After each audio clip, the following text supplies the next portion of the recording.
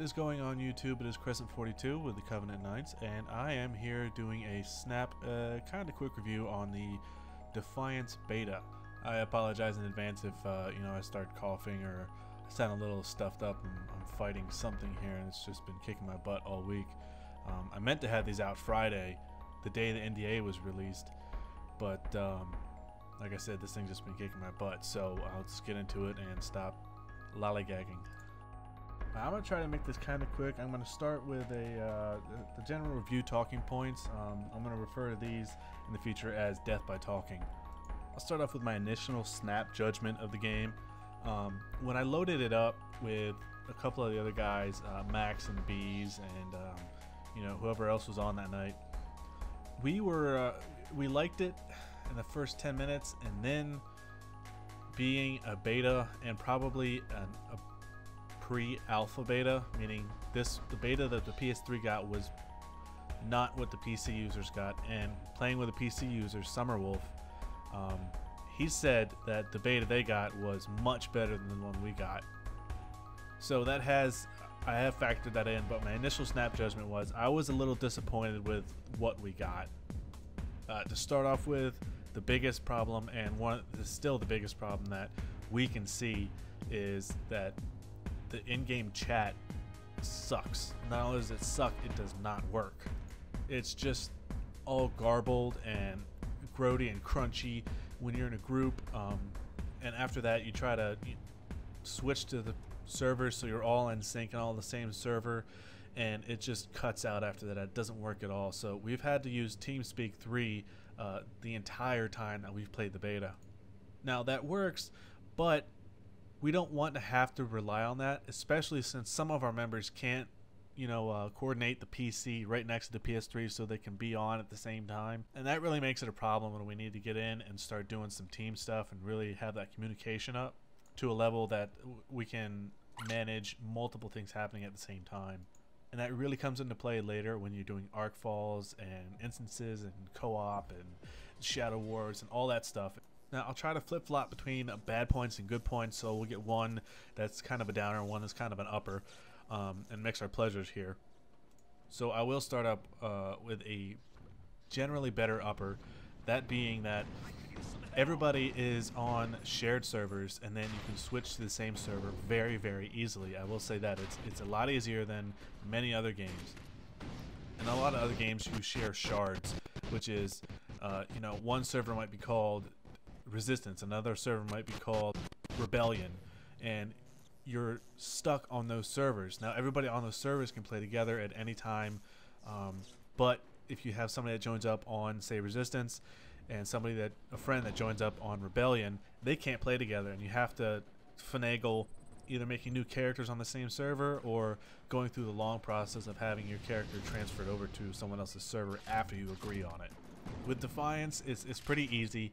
You send a group invite and then join the group, and then you go to group leader, and it syncs you with a server, and then you can find them on the map. They show up as a green dot, and you can go find them and group up and do whatever you need to do. That quick functionality took, maybe 5 minutes to do. So it was very easy, very quick. I did like that a lot. Actually, I don't think we've had any complaints about that functionality, about how fast it was and how well it worked, except for the days when they were tinkering with the mechanics and some of the coding, and stuff got a little hinky here and there. But other than that, it was just beta glitches.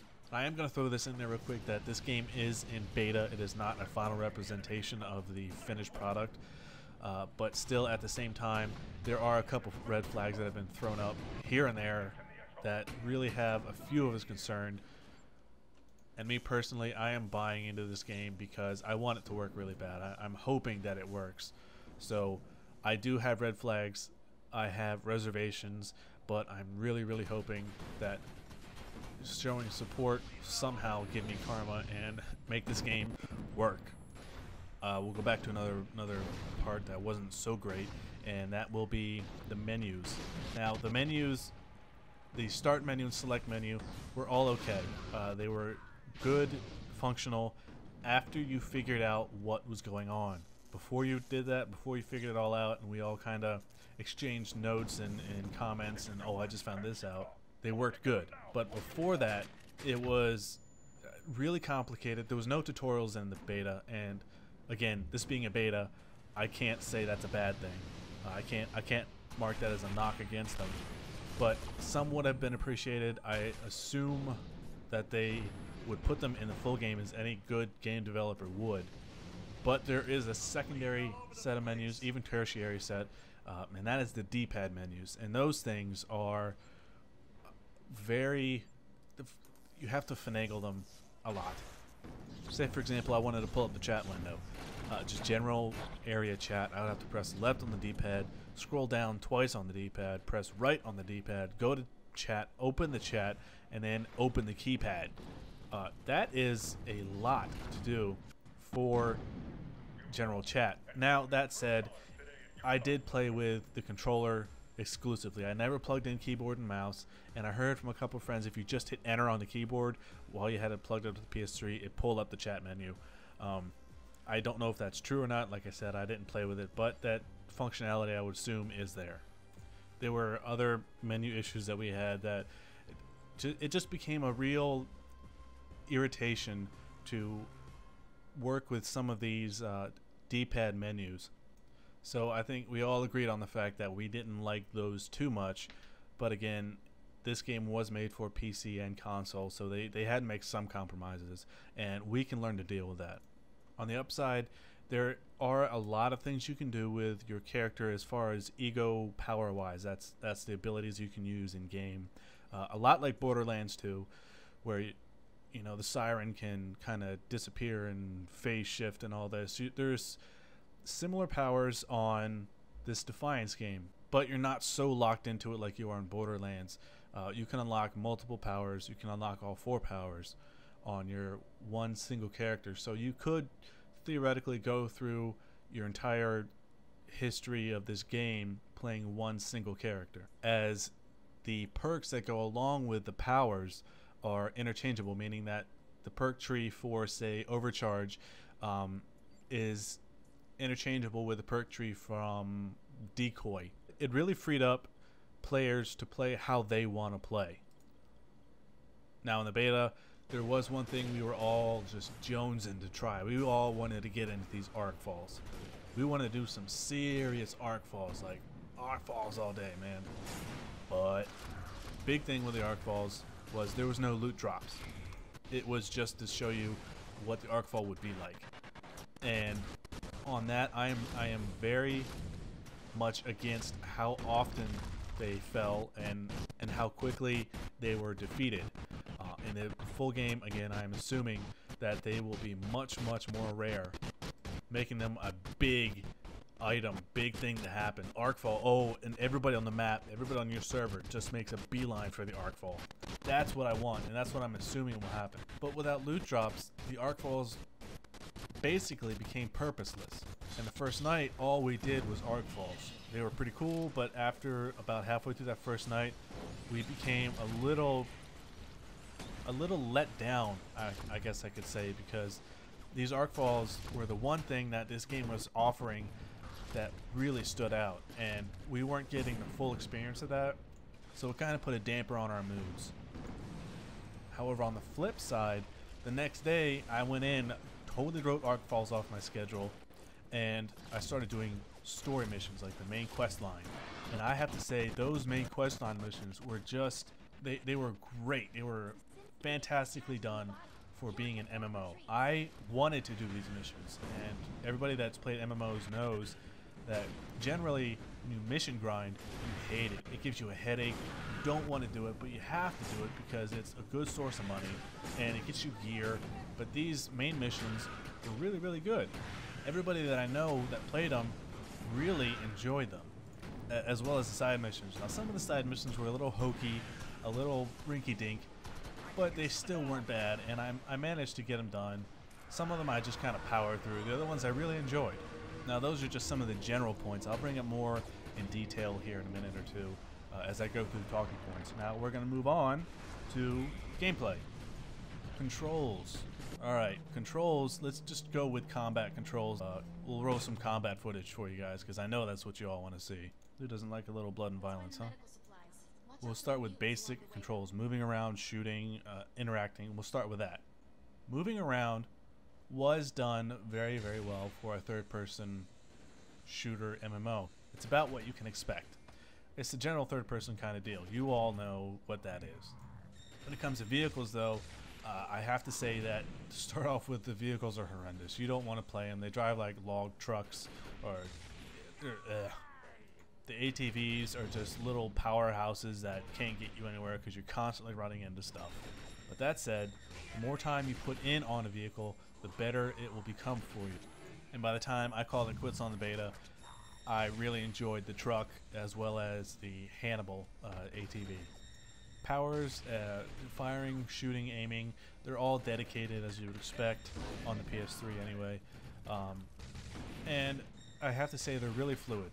For combat, just basic combat mechanics and controls, these controls really worked out. They were done right for a console. Interacting with the world, there was something that was not expected, and that is every time you interact with something, you have to hold square, and it kind of gives you like this countdown timer clock thing where you have to interact with it for so long before it actually activates. And that wasn't expected, and I think that turned a few people off.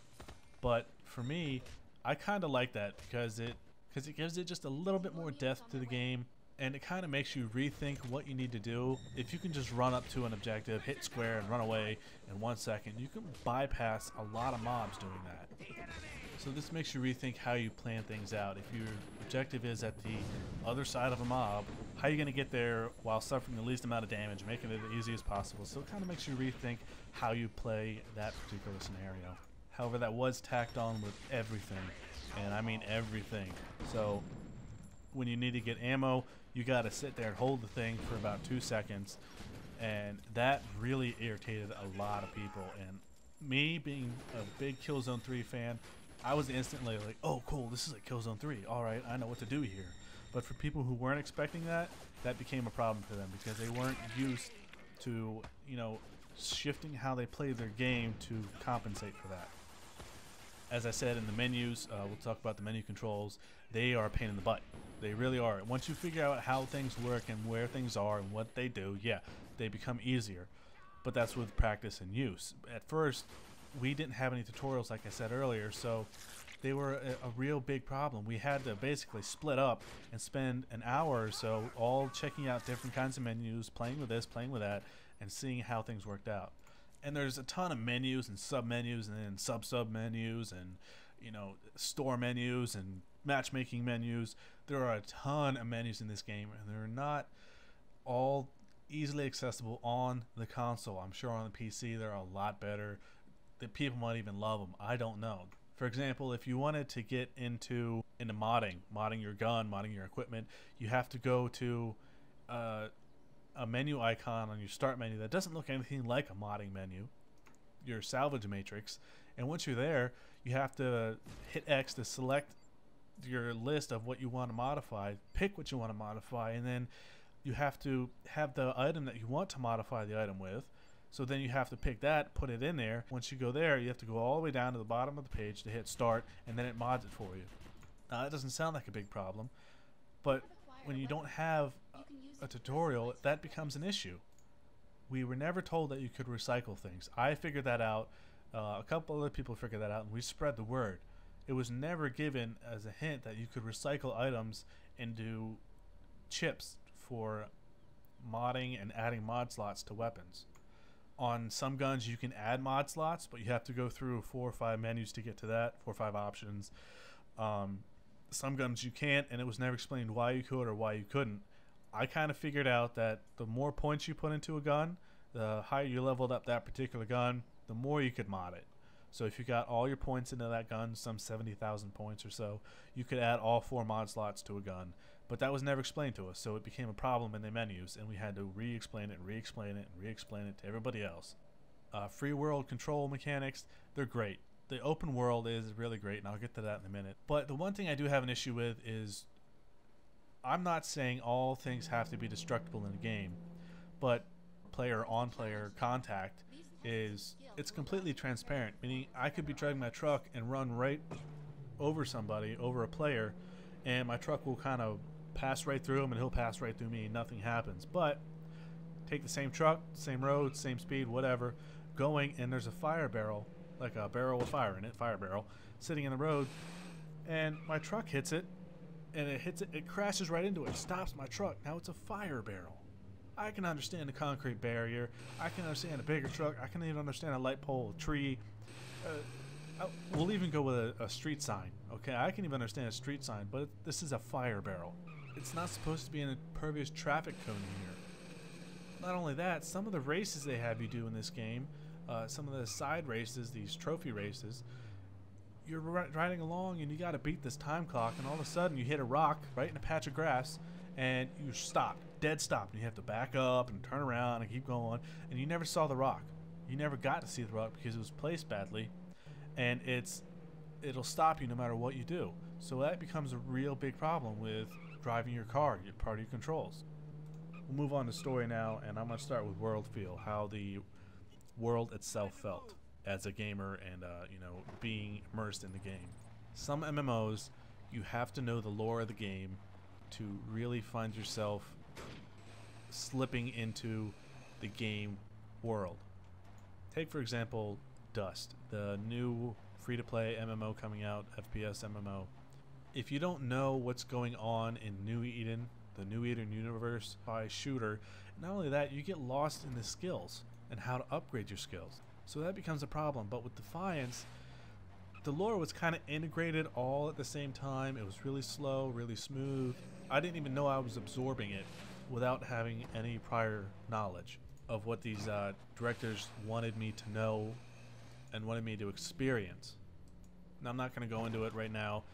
Maybe we'll do that later in another video if, you know, people need it. But it really did feel like it was supposed to. According to the story, it felt exactly like a terraformed world, and I was surprised, pleasantly surprised, at how easily I found myself accepting this world. It's subtle, it's acceptable, it's normal, it's realistic. It is very, very well done. Art direction. Let's talk about art direction. I'm going to start off by referencing the character creation menu in the beginning of the game. That beginning footage I showed you, I believe it was like a minute or so. And I have to say, for character creation, it was a little short, but this is an MMO, and not only that, it's a beta, a pre-alpha build, as I mentioned, as I believe. But it was still lacking just a tad. I wish there was a few more options, because, believe it or not, I found about 10 guys that looked exactly like me, roaming in the world. I'm sure later, when more clothing options and more, you know, accessories become available, I will look pretty unique as me. But as it was in the beta, I found about 10 guys recurringly running across each other that were basically identical, and that is a big pet peeve for me. I want, in an MMO, I want to be unique because there's about 10,000 other people playing the same damn game. I want to feel like I'm not a number. And we're going back to lore here. As far as lore, this game really reflected the lore. It matched it. It really hit the nail on the head with what they wanted to accomplish. And I found that to be surprising, that this art direction was easily acceptable in reality. And if you watch the video, you know what I mean. Everything is fairly normal, fairly accurate to what our world is, but there are a few slight differences, and those differences are rational. They're okay. Like, all right, I understand that. I know what that is. There's only a few player models for each race that I can tell. The most unique being the Raiders that I've seen so far. The Raiders I really enjoyed, but the Mutants got repetitive. The Hellbugs got repetitive. The 99ers, I didn't get a chance to play with them so much, but they looked nice, but they kind of got repetitive. They all had the same Mass Effect Cerberus-y kind of deal. The weapons, I did figure out, also borrow from Borderlands, as with a lot of other things in this game, of the effects on each weapon. Some weapons have elemental effects and they all fire and do their own thing. And while I knew that was borrowed, I was okay with it because it was marginally fresh, but also something that worked in another game. It worked, so they brought it over, and that works for me. I'm okay with that. If it works, if nobody had a problem with it, if it's good, if it makes it better, if it increases it, if it doesn't increase it, but it keeps the bar at a certain level, alright, cool, that's great by me. A nice touch was when you did your modding, each mod on the weapon changed the way the weapon looked. Now, you're so far out in third-person view that you really can't tell. It's more for cosmetic, other player satisfaction to see different weapons because they're the only ones that will be able to see your weapon unless you're viewing it in your weapon viewer, and there's no reason to ogle your weapons that much. But that was a nice feature. I felt that the detail put into that specific area of the game was well worth the effort. Now that's not all I have to comment on, but I am trying to keep this relatively short. Being a beta, there is a lot to talk about, but also being a beta, there's a lot you can talk about that might not be in the full game. So what I'm trying to do here is comment on things that you should look out for, things that you have to keep in mind, things that you might want to go ahead and buy this game for.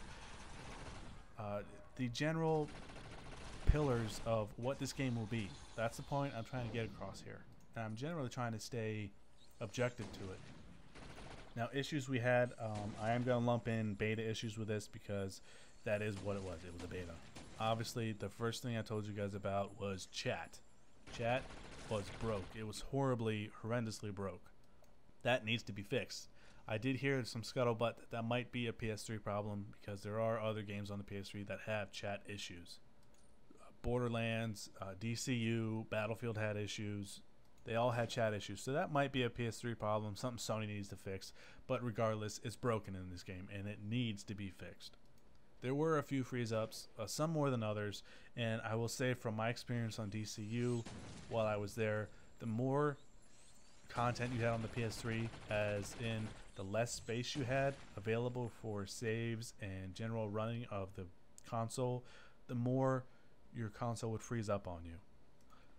Myself, I only had 2, maybe 3 freezes. I can't quite remember the third one if it worked itself out or not. So that wasn't much of an issue for me. For a couple of other people, it was an issue. It was something they had to keep in mind. We also had a few issues grouping up at times. The servers would just have some kind of a hiccup and we couldn't get past our friend's name and the group invite menu. It would just go to their name and highlight it and that would be it. We couldn't invite them, so we'd have to play solo. And like I said, the main missions weren't bad. They were enjoyable, so that wasn't such a bad problem. But even if we had TeamSpeak, even if we enjoyed playing solo, the Knights generally like playing in a group. We don't have to be doing the same thing. We don't have to be right next to each other, but we just like being in a group. If somebody needs something, we can travel to them and we can sort it out pronto. That's the way we roll. That's the way we play. So that was a problem for us. There were glitched missions. I gotta say that there were instances where there were glitch missions and they were just horrible and horrendous to get through. It almost made me turn off the game the first night because we were having so many problems trying to figure it out. I finally just said, you know what, screw this mission. I'm gonna go do something else for a while. I'll come back to it, try to figure it out on my own when I'm not gonna bother anybody with making them help me with it. That also was fixed in the beta. One of the patches that they put in, one of the hot fixes, solved that issue, and it solved a lot of other issues. So I will say that while we were playing, the beta was patched and hot fixed and updated almost every 15 minutes. So they were working constantly and consistently on the content, and that gives me hope for the game.